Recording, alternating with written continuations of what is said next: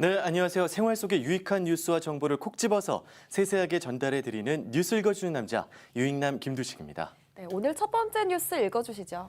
네, 광주광역시의 여성 지원 정책이 눈길을 끌고 있습니다. 임신부에게는 재난지원금을, 또 여성 청소년들에게는 생리용품을 지원합니다. 네, 임신부들 같은 경우에는 코로나 때문에 안 그래도 힘든데 정신적으로 네. 더 많은 맞아요. 고통이 좀 있었을 것 같습니다. 구체적으로 어떤 지원을 해주는 건가요? 네, 일단 임신부 한 명당 30만 원이 지원이 되는데요. 지난해 10월 9일부터 또 이번 지원금 신청일까지 임신 및 출생이 확인되는 사람이고요. 지난해 사업 때 지원받은 경우는 대상에서 제외됩니다. 또 이미 출생을 한 경우에는 출생일자가 명시된 가족관계 증명서를 제출해야 합니다. 신청은 임신부 본인만 할 수 있고요. 신청 기간은 오는 13일, 다음 주 월요일까지 광주 아이키움 홈페이지에서 온라인으로 또 우편으로도 신청 가능합니다. 네, 광주시에는 지난해에도 임신부 3,700여 명에게 재난지원금을 10만 원씩 지급한 바 있는데요. 새 생명이 탄생하는 정말 경이로운 일이잖아요. 지원을 조금 더 해도 아깝지 않을 것 같다는 생각이 듭니다. 청소년들 생리용품 지원 소식도 전해주시죠. 네, 광주시는 만 16세부터 18세까지의 청소년 2만 명에게 생리용품을 지원하기로 했습니다. 지원 대상은 광주 관내 51개 고등학교에 다니는 청소년, 또 학교 밖 청소년인데요.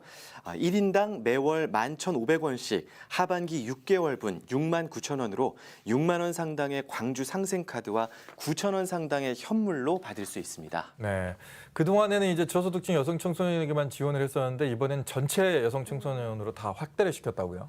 네, 저소득 가정 여성 청소년들이 이른바 깔창 생리대를 사용하고 있다는 사실이 알려지면서 광주시는 서울에 이어서 전국에서 두 번째로 이 관련 조례를 제정했는데요.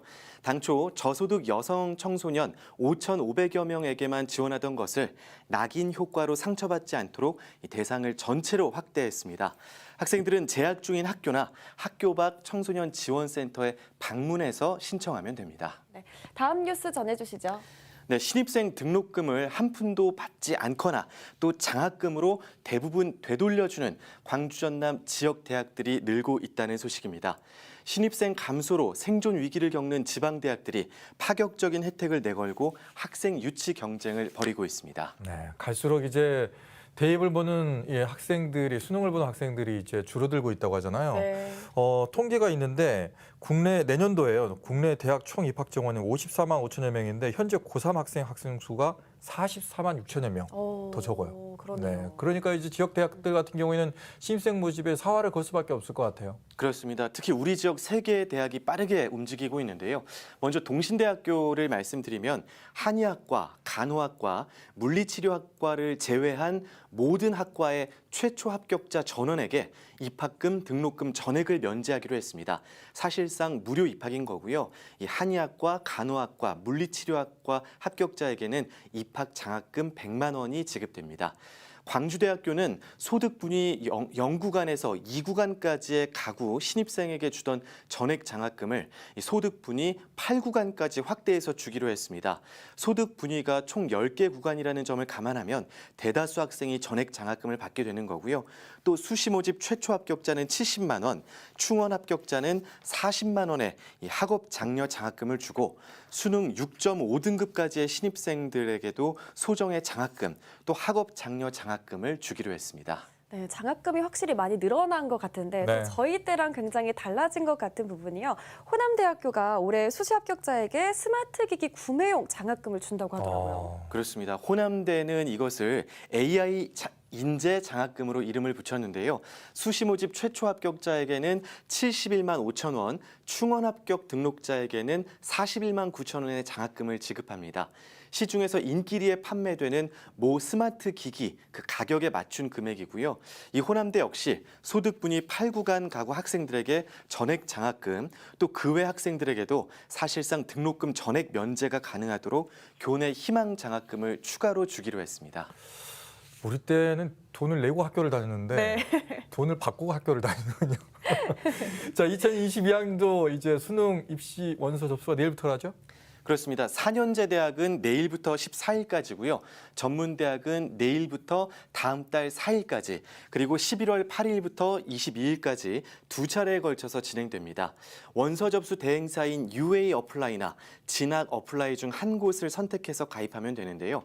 교육계에서는 원서 접수 마감 시점에 접속이 폭주하면 낭패를 볼 수 있는 만큼 공통 원서와 공통 자기소개서를 미리 작성해 놓는 것이 좋다고 당부했습니다. 또 이 원서들로 국내 거의 모든 대학에 지원할 수 있는데 우리 지역의 광주 가톨릭 대학교 그리고 한국에너지공과대학교는 개별 접수해야 된다는 점도 기억해 두시면 되겠습니다. 네, 오늘 마지막 소식은 문화가 소식이죠. 네, 2021 광주 에이스페어가 김대중 컨벤션 센터에서 오늘부터 이번 주 일요일까지 열립니다. 메타버스 그 이상의 콘텐츠라는 주제로 메타버스 생태계의 현 주소를 한눈에 볼 수 있는데요. 메타버스 문화예술, 메타버스 인플루언서, 메타버스 플랫폼 등을 체험해 보실 수 있습니다. 광주시가 2021 소통 콘텐츠 공모전을 진행합니다. 꿀잼 도시 광주 만들기라는 슬로건으로 전 국민에게 아이디어를 제안받는데요. 광주가 노잼 도시에서 벗어날 수 있는 다채로운 아이디어들을 3분 이내 영상으로 직접 제작해서 이달 30일까지 온라인으로 제출하면 됩니다. 응모 방법은 www.한글로 소통콘텐츠.kr에서 확인하실 수 있습니다. 2021 답설 우봉회 연창회가 이번 주 일요일 오후 3시 광주 빛고울 국악전수관에서 열립니다. 우봉회는 우봉 윤진철 명창의 제자들의 모임인데요.